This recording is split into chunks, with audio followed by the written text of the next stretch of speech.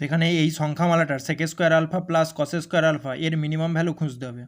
তো তার জন্য কি করব না, এখানে দুটো সংখ্যা নিচ্ছে, একটা হচ্ছে সেক স্কোয়ার আলফা আর একটা হচ্ছে কস স্কোয়ার আলফা। এই দুটো পজিটিভ রাশি, এই দুটো পজিটিভ রাশির মধ্যে এম অর্থাৎ arithmetic mean greater than equal to GM অর্থাৎ জিওমেট্রিক মিন এটা হয়।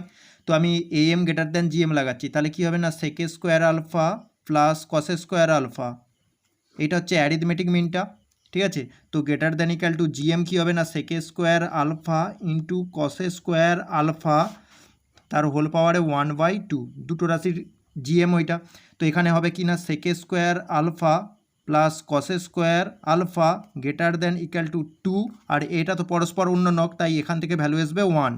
তো তাহলে sec square alpha plus cos square alpha greater than equal to 2 হলো, তাহলে মিনিমাম ভ্যালু কত হচ্ছে 2, তাই জন্য সি সঠিক।